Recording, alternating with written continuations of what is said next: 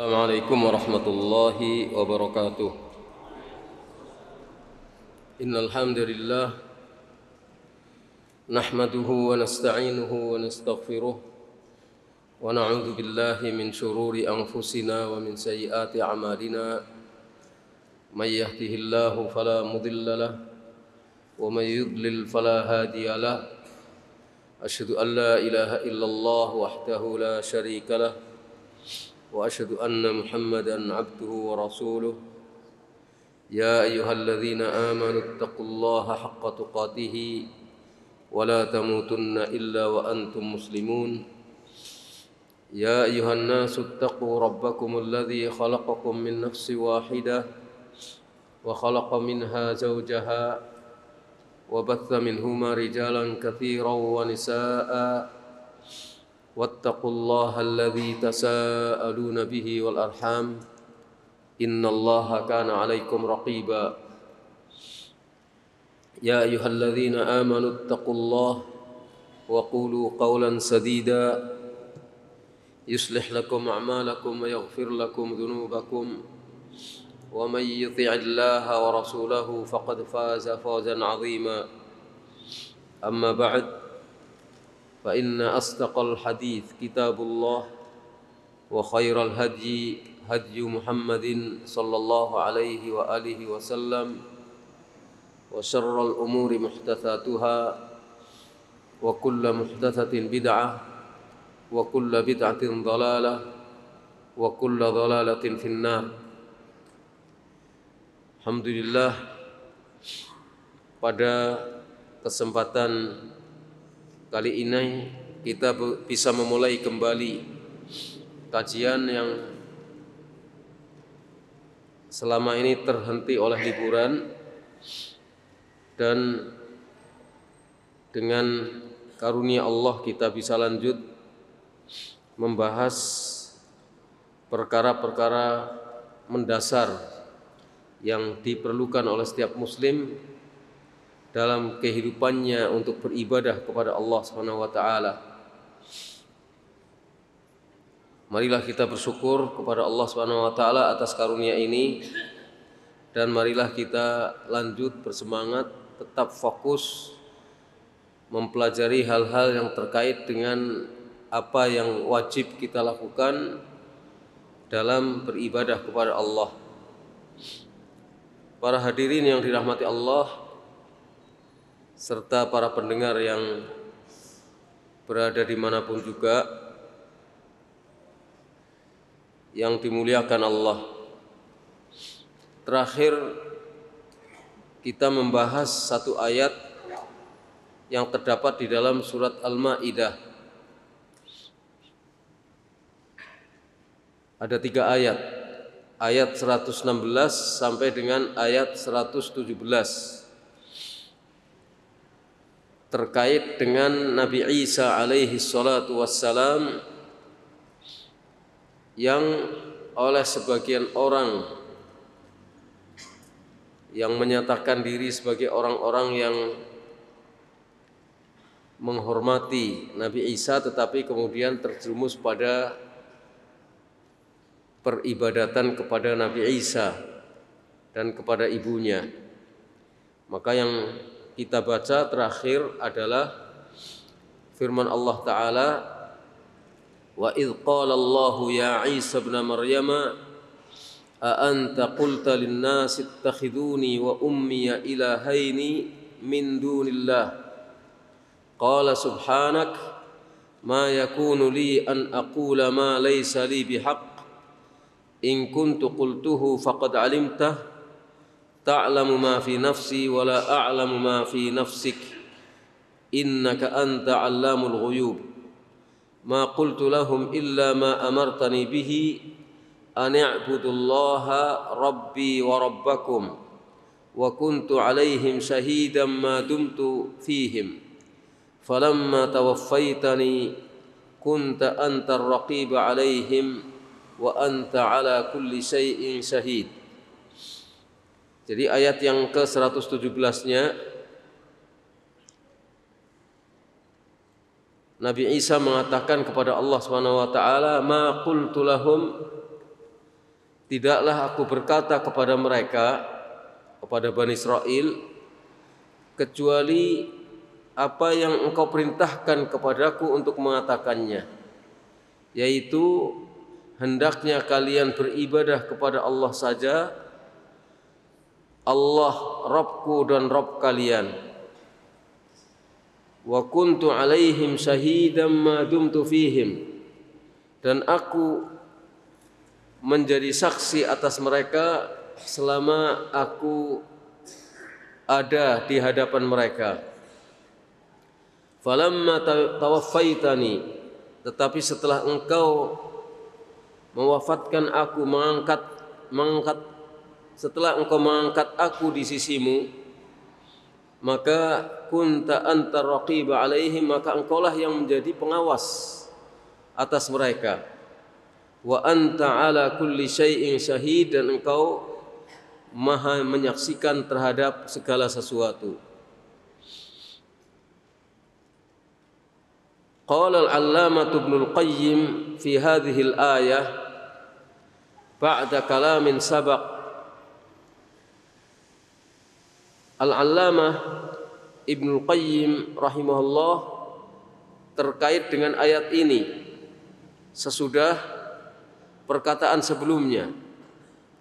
Thumma nafa an yakuna qala lahum ghaira ma umira bihi.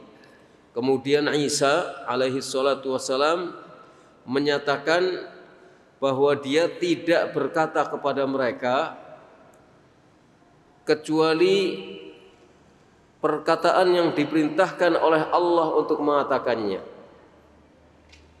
Wa huwa mahdud tauhid. Perkataan itu adalah murni tauhid.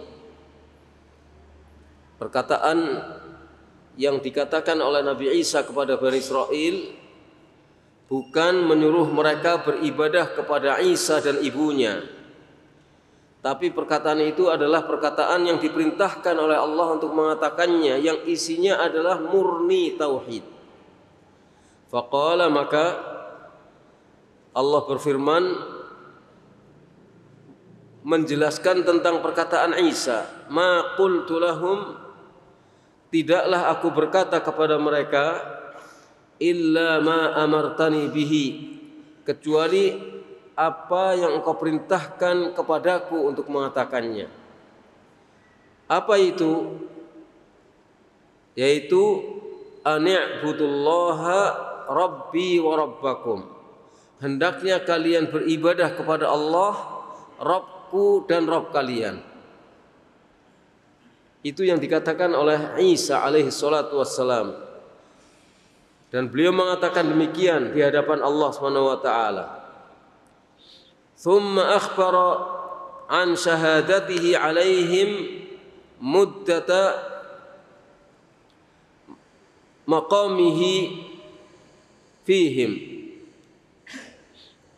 Kemudian beliau Nabi Isa alaihi salatu wassalam memberitakan tentang kesaksian beliau atas mereka. Artinya beliau menceritakan bahwa beliau menyaksikan keadaan mereka selama beliau tinggal di tengah-tengah mereka. Beliau menceritakan bahwa saya melihat keadaan mereka, saya menyaksikan mereka selama aku hidup di tengah-tengah mereka. Wa annahu, dan beliau memberitakan bahwa ba'dal wafat, sesudah beliau diangkat oleh Allah ke sisinya, lattila'a lahu alaihim, maka Isa menyatakan bahwa dia tidak tahu sama sekali tentang keadaan mereka. Wa anna Allah azza wa jalla al-munfarid ba'dal wafat bil ittila'i alaihim, dan hanya Allah Subhanahu wa taala saja sesudah diangkatnya Nabi Isa di sisi Allah, hanya Allah sendiri saja yang mengetahui keadaan orang-orang Bani Israel sepeninggal Nabi Isa alaihi salatu wassalam. Faqala, maka Isa berkata, wa kuntu 'alaihim syahida ma dumtu fihim. Aku menyaksikan mereka selama aku ada di tengah-tengah mereka. Falamma tawaffaitani, namun setelah engkau mengangkatku, mewafatkanku dan mengangkatku di sisimu, kunta antar raqibu alaihim, maka engkaulah yang menjadi pengawas atas mereka. Wa anta ala kulli syai'in syahid, dan engkau maha menyaksikan atas segala sesuatu. Di sini wasafahu subhanahu, Nabi Isa memberikan sifat kepada Allah Subhanahu wa taala bi anna syahadatahu fawqa kulli syahadatin, bahwa kesaksian Allah itu di atas segala kesaksian yang lain. Kesaksian Allah di atas kesaksian segala yang lainnya. Wa a'am, dan kesaksian Allah meliputi segala sesuatu. Intaha mulakhasan, demikian secara ringkas apa yang disampaikan oleh Al-Allamah Ibnul Qayyim rahimahullah terkait dengan ayat ini, ayat di mana Allah menjelaskan tentang keadaan Nabi Isa alaihi salatu wassalam, yang oleh Allah ditanya, apa kamu menyuruh Bani Israel untuk menjadikanmu dan ibumu sebagai dua sesembahan selain Allah? Beliau menjawab dengan pernyataan yang tegas, tidak pernah mengatakan demikian. Tidak mungkin aku mengatakan sesuatu yang aku tidak berhak untuk mengatakannya. Dan seterusnya sampai akhir seperti yang kita jelaskan tadi dari penjelasan Ibnul Qayyim rahimahullah. Qultu, saya, maksudnya penulis kitab Fathul Majid rahimahullah mengatakan, fa fi hadza bayanu annal musyrikina khalafu ma amara Allah bihi rusulahu. Dalam penjelasan di atas terdapat penjelasan, dalam keterangan di atas terdapat penjelasan bahwa al-musyrikun khalafu, menyelisihi, menyalahi, menentang apa yang Allah perintahkan kepada Rasul-Rasulnya.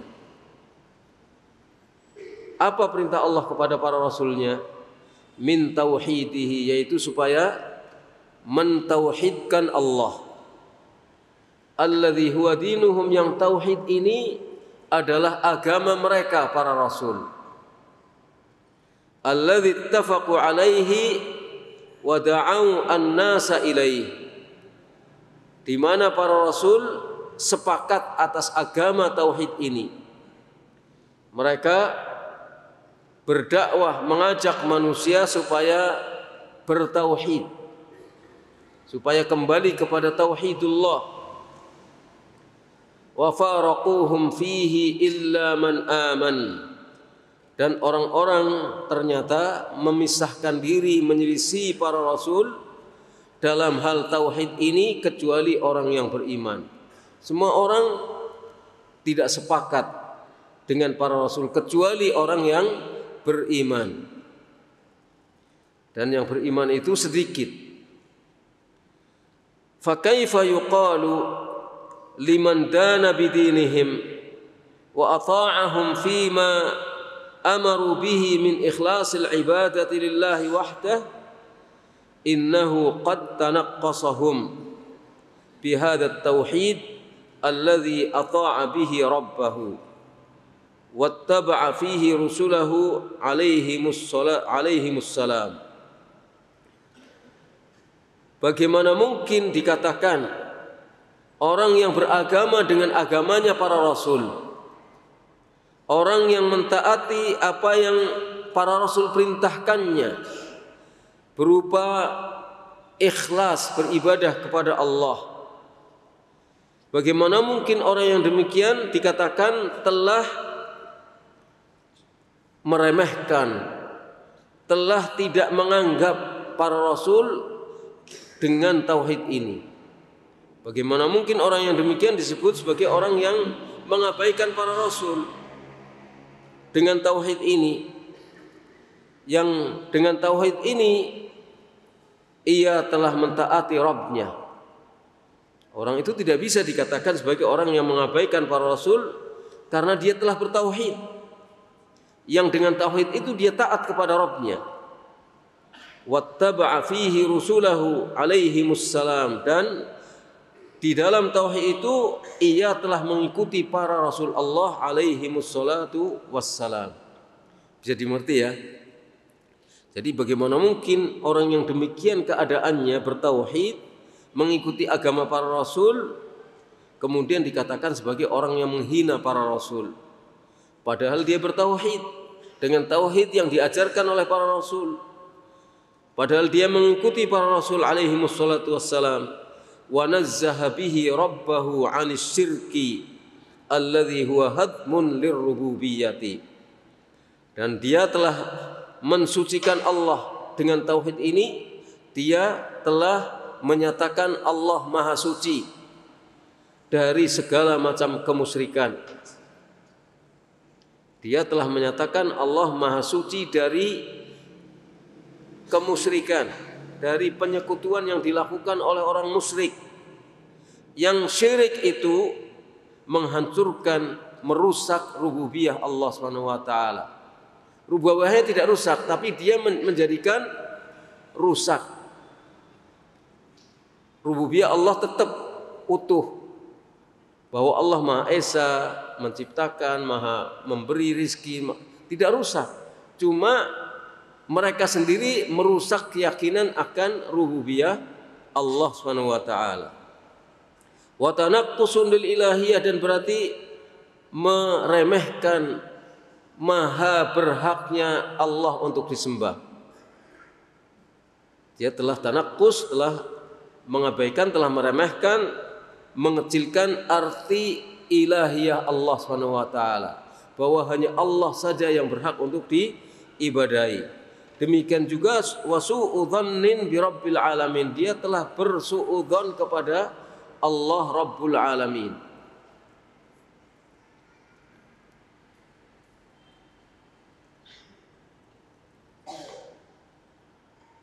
Artinya kemusyrikan itu merusak rububiyah Allah.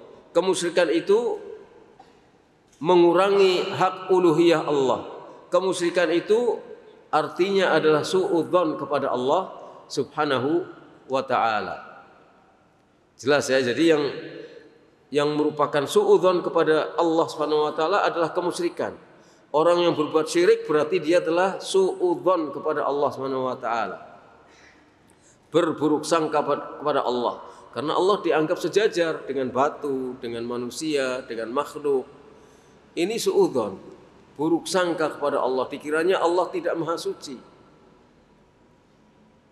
Wal musyrikun hum a'da'ur rusuli wa khusama'uhum fid dunya wal akhirah. Kaum musyrikun adalah musuh-musuh para rasul. Mereka adalah penentang para rasul di dunia maupun di akhirat. Wa qad syara'u li atba'ihim an yatabarra'u min kulli musyrik. Padahal sesungguhnya para rasul telah menetapkan syariat kepada para pengikutnya supaya berlepas diri dari setiap orang musyrik. Wa yakfuru bihi, dan supaya pengikutnya kufur, mengingkari setiap orang musyrik. Ayubghiduhu wa yu'aduhu fi rabbihim wa ma'budihim, dan supaya para pengikutnya membenci orang musyrik serta memusuhi orang musyrik di jalan Rabb-nya, di jalan ma'budnya Allah Subhanahu wa ta'ala. Allah berfirman, "Qul falillahil hujjatul balighah falau syaa'a lahadakum ajma'in."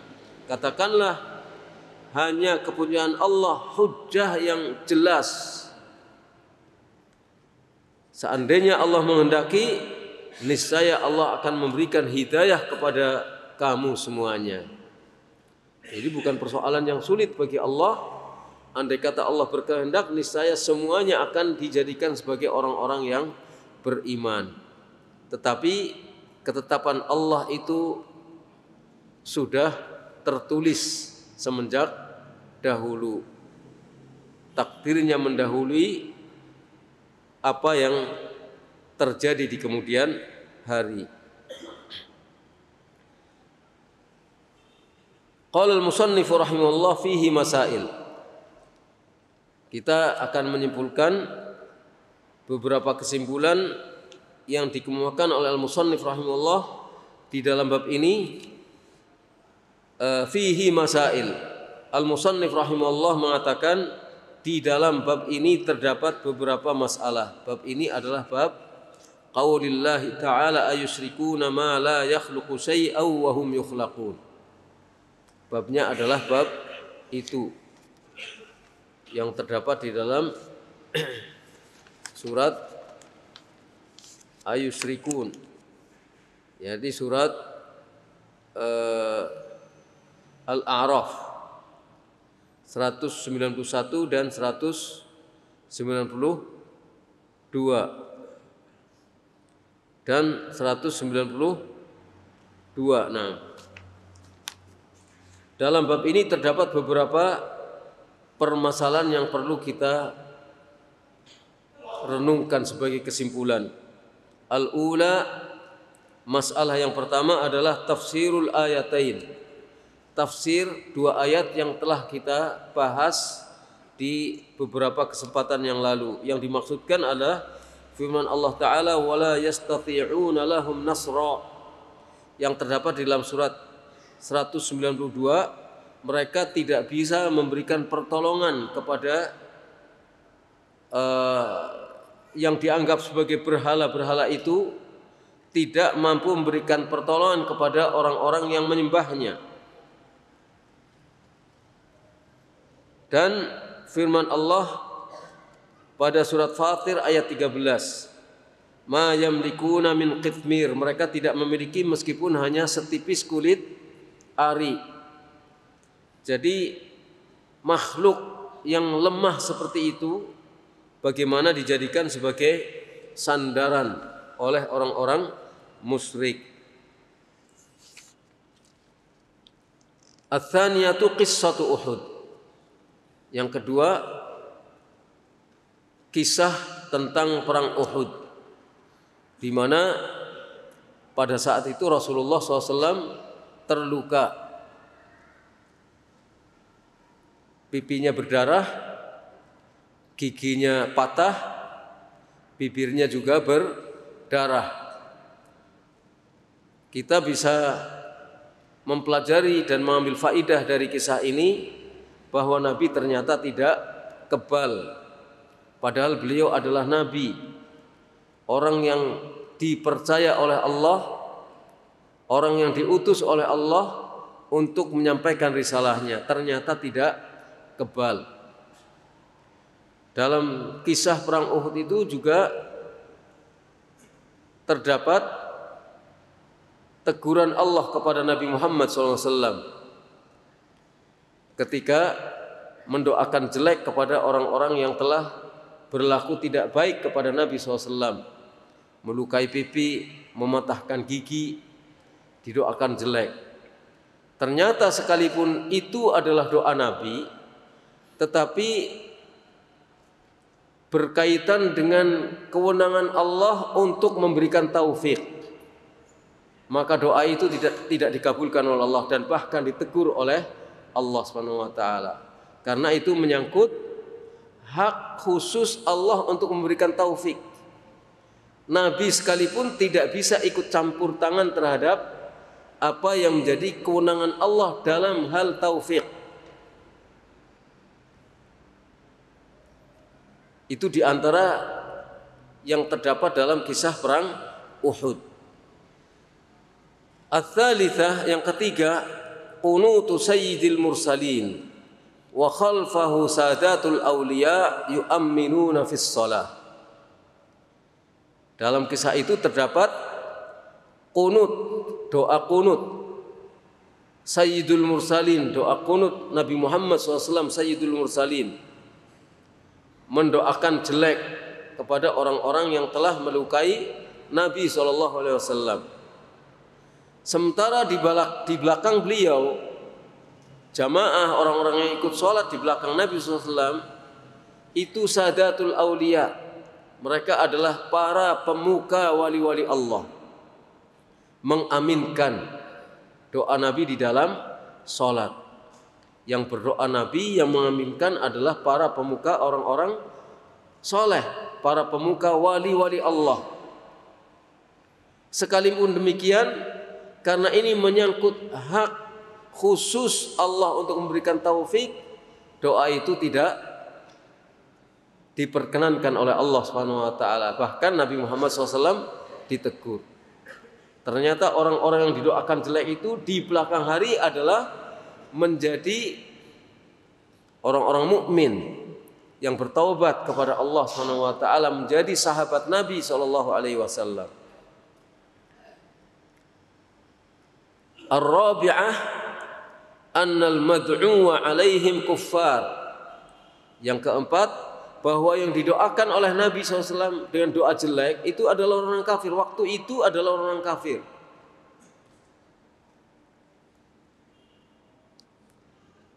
Kita bayangkan seperti apa. Tapi ternyata di kemudian hari orang-orang yang didoakan jelek oleh Nabi menjadi orang-orang yang beriman dengan keimanan yang baik karena mereka menjadi para sahabat Nabi sallallahu alaihi wasallam.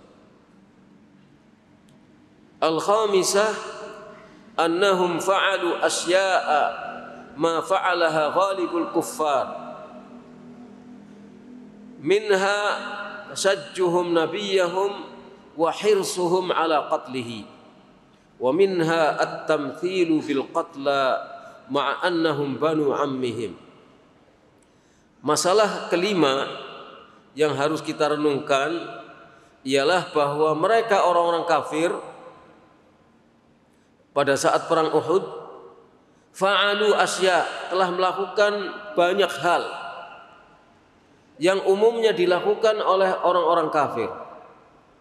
Jadi apa yang mereka lakukan itu adalah tindakan yang umumnya dilakukan oleh orang-orang kafir. Jadi umumnya orang kafir memang berbuat seperti itu, memusuhi, tidak pandang bulu, intinya ingin menghancurkan Islam dan umat Islam.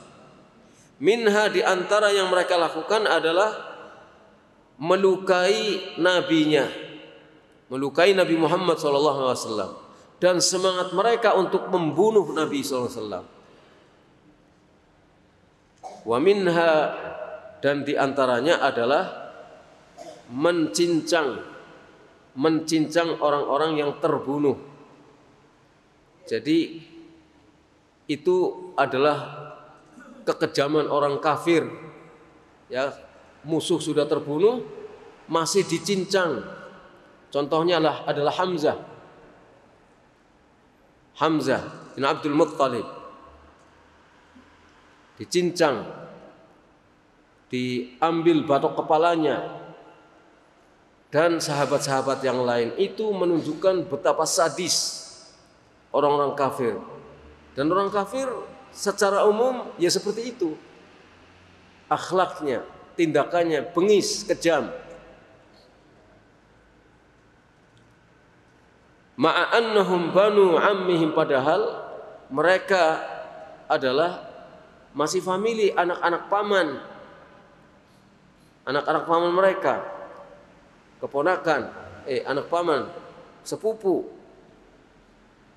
masih ada hubungan famili. Cuma karena perbedaan keyakinan, maka orang-orang kafir melakukan tindakan-tindakan yang kejam dan bengis seperti itu. As-sadisah, masalah yang keenam, anzalallahu alaihi fi dzalik. Allah menurunkan firman-Nya terkait dengan masalah ini, terkait dengan doa Nabi SAW dalam qunut subuh, laisa laka minal amri syai'un. Ini bukan urusanmu. Masalah ini celaka atau tidak dia itu bukan urusanmu, ini urusan Allah. As-sabi'ah, yang ketujuh, au yatuba alaihim au yu'adzibahum fataba alaihim faamanu. Atau apakah Allah akan memberikan taubat kepada mereka atau akan mengadab mereka. Ternyata Allah memberikan taubat kepada mereka, menjadikan mereka sebagai orang yang bertaubat, faamanu, lalu mereka menjadi orang yang beriman. Ats-tsaminah, yang kedelapan, al-qunutu fin nawazil. Jadi ada syariat kunut pada saat ada peristiwa-peristiwa yang disebut sebagai kunut nazilah. Ketika ada peristiwa yang menyebabkan kaum muslimin mengalami kesengsaraan, ada syariat kunut, karena itu dilakukan oleh Nabi SAW. Tapi pelaksanaannya para ulama menyatakan di zaman sekarang itu mengikut kepada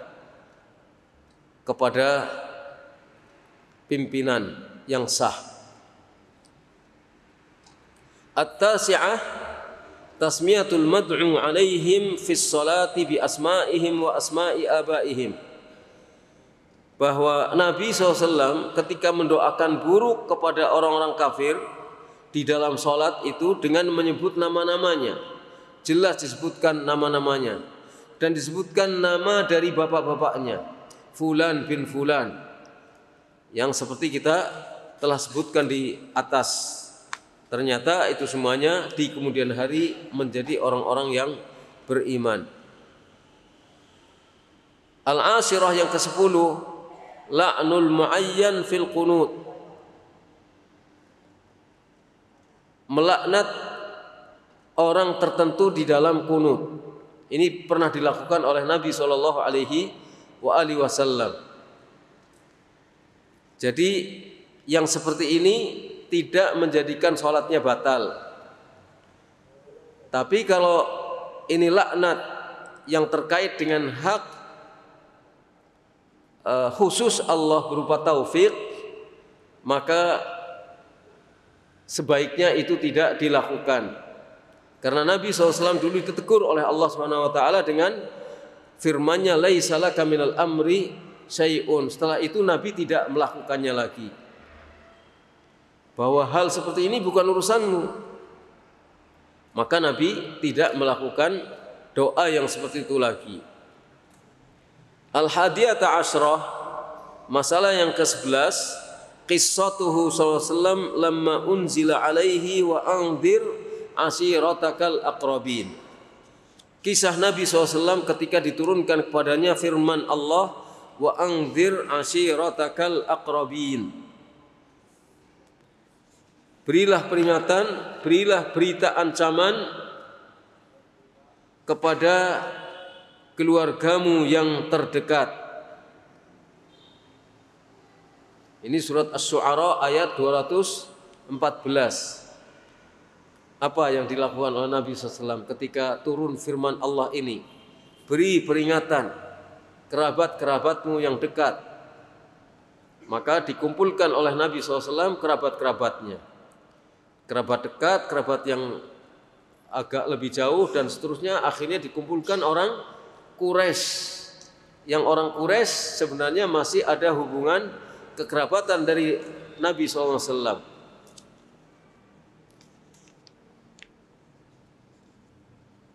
Dipanggil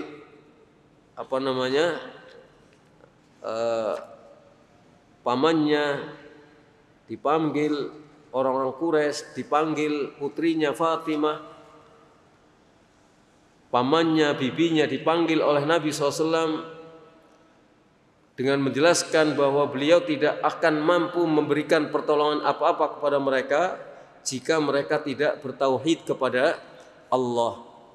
Itu yang dilakukan oleh Nabi setelah turun ayat ini. Jadi kan itu masalah yang berat ya. Masalah yang berat.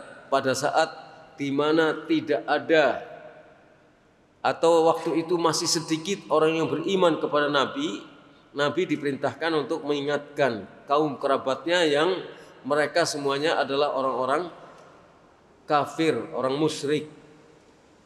Sebagian di antaranya ada yang sudah mukmin, tapi diingatkan bahwa yang akan bisa menyelamatkan mereka adalah tauhid mereka.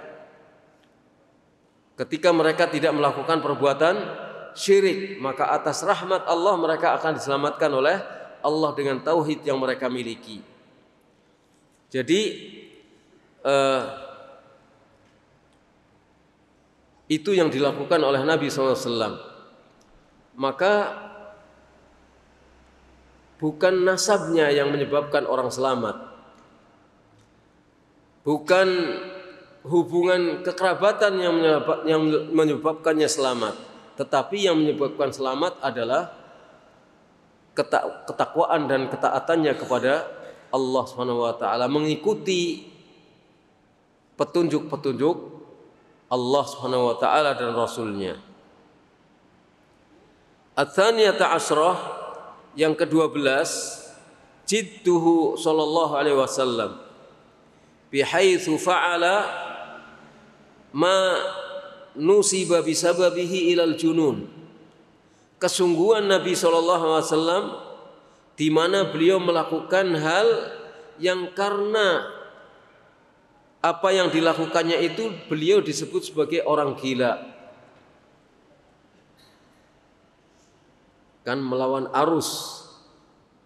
Umumnya orang-orang musyrik, umumnya orang-orang kafir, terus berdiri mengajak mereka untuk meninggalkan berhala-berhala yang mereka sembah, untuk hanya menyembah Allah SWT.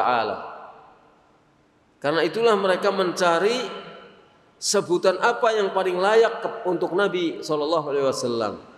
Akhirnya mereka mendapatkan sebuah julukan yang mereka anggap layak, maka Nabi disebut sebagai orang yang gila. Wa kadzalika law yaf'aluhu muslimun al-an. Begitu juga kalau orang muslim sekarang melakukan yang seperti dilakukan oleh Nabi SAW, akan dianggap sebagai orang yang gila. Itu wajar, tapi itu adalah perjuangan. Dan apa yang kita lakukan sekarang ini kalau dipikir-pikir lebih mudah dari yang dihadapi oleh Nabi SAW. Karena Nabi SAW menghadapi orang yang umumnya masih jahiliyah, yang mukmin hanya beberapa orang saja, laki-laki berapa, perempuan berapa, itu waktu di Mekah. Nah, sekarang umumnya yang kita hadapi adalah kaum muslimin. Hanya kita ingin lebih memahamkan tentang agama Islam ini. Ada orang yang mempertanyakan ketika ada istilah ada orang yang ingin mengislamkan orang yang Islam. Loh enggak, bukan mengislamkan orang Islam, sudah Islam enggak diislamkan. Tapi maksudnya kok perjuangannya di situ, menjadikan orang Islam itu lebih paham tentang Islamnya itu yang paling benar. Dan itu tidak aneh. Dan itu adalah satu yang menjadi keharusan dan kewajiban untuk memahamkan kepada umat Islam yang sudah Islam tentang agamanya, sehingga semakin lama semakin paham terhadap agamanya. Dengan demikian semakin lama semakin berusaha untuk mengamalkan ajaran-ajaran agamanya secara benar.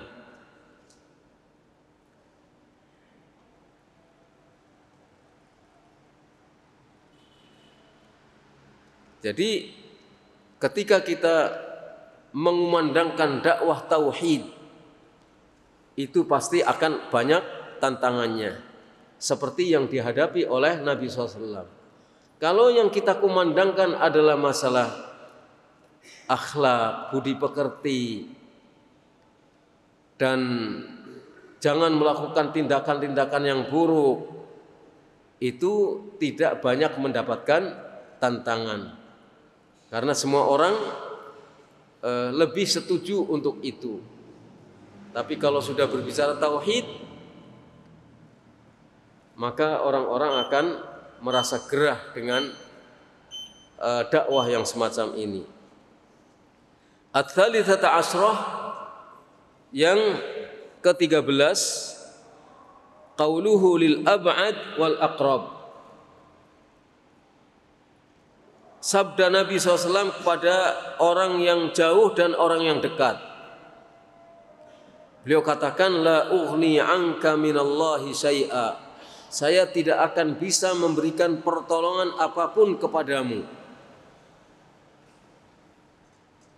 Jadi saya sebagai seorang nabi tidak akan bisa memberikan pertolongan apapun kepada kalian kalau kalian tidak bertauhid kepada Allah. Hatta qala ya Fatimatu binta Muhammadin la ughni anki minallahi syai'a. Sampai beliau bersabda kepada putrinya sendiri, wahai Fatimah bintu Muhammad, saya tidak akan bisa memberikan pertolongan apapun kepadamu. Maka kamu harus bertauhid. Padahal putrinya sendiri hubungannya sangat dekat dengan Nabi SAW. Fa idza sarraha wa huwa sayyidul mursalin bi annahu la yughni syai'an an sayyidati nisa'il alamin wa amana al-insan annahu sallallahu la yaqulu illa al-haq thumma nadhara fima waqa'a fi qulubi khawassin nas al-yawm tabayyana lahu at-tauhid wa ghurbatud din. Kalau Nabi telah menyatakan secara jelas, padahal beliau adalah sayyidul mursalin, bahwa beliau tidak akan bisa memberikan faidah apapun, tidak akan bisa memberikan pertolongan sedikit pun an sayyidati nisa'il alamin, kepada sayyidahnya wanita sedunia, yaitu Fatimah. Nabi Sayyidul Mursalin tidak bisa memberikan pertolongan sedikit pun kepada sayyidatu nisa'il alamin Fatimah, orang terbaik sedunia, wanita terbaik sedunia. Wa amanal insan, dan orang beriman bahwa Nabi tidak akan berkata kecuali yang hak. Apa yang dikatakan oleh Nabi, bahwa saya tidak bisa memberikan pertolongan sedikit pun kepada siapapun, termasuk kepada Fatimah. Kemudian orang beriman bahwa Nabi tidak akan berkata kecuali perkataan itu adalah perkataan yang hak. Lalu orang ini memperhatikan apa yang terjadi di dalam hatinya orang-orang khusus hari ini, manusia-manusia khusus. Maksudnya orang-orang yang merupakan tokoh-tokoh, orang-orang yang disebut sebagai orang beragama. Kalau memperhatikan apa yang terjadi di hati-hati mereka, tabayyana lahu at-tauhid, maka tauhid itu akan menjadi jelas baginya. Dan keasingan agama ini akan menjadi jelas. Yang dikatakan oleh Nabi benar apa enggak? La ughni anka minallahi syai'a. Hatta kepada Fatimah, saya tidak akan bisa memberikan pertolongan apapun kepadamu. Yang dikatakan oleh Nabi ini benar, tidak mungkin salah, tidak mungkin bohong Nabi SAW. Itu adalah kalimat yang hak. Nah, kalau kemudian diperhatikan apa yang terjadi di tengah-tengah manusia saat ini, bahkan termasuk orang-orang yang berilmu, maka tauhid itu akan menjadi jelas bahwa tauhid itu harganya sangat mahal, dan banyak orang yang tidak memahami tauhid, dan banyak orang-orang yang perlu semakin memahami tauhid, termasuk kita sendiri. Karena kadang-kadang tauhid kita goyah oleh situasi, oleh kondisi, oleh keadaan, fitnah. Kadang kita tergoda tidak lagi berbicara tauhid karena kita lebih mementingkan hal-hal yang lain yang disepakati oleh orang banyak. Sementara tauhid tidak menjadi sesuatu yang menakjubkan bagi orang banyak. Itu adalah tantangan bagi kita sekalian. Mudah-mudahan kita menjadi orang-orang yang tetap fokus utama kita adalah tauhid. Yang lain-lain itu mendukung dan menunjang untuk tauhid. Kita beribadah untuk bertauhid kepada Allah Subhanahu wa taala. Muamalah kita selalu halal dan menghindari yang haram. Itu maksudnya untuk menyempurnakan tauhid kita. Tapi intinya adalah tauhid. Itu saja, mudah-mudahan bermanfaat. Wa nas'alullah ayyuwaffiqana wa iyyakum wa sallallahu ala nabiyyina Muhammad wa ala alihi wa sahbihi ajma'in. Subhanakallahumma bihamdika asyhadu an la ilaha illa anta astaghfiruka wa atubu ilaik. Assalamualaikum warahmatullahi wabarakatuh.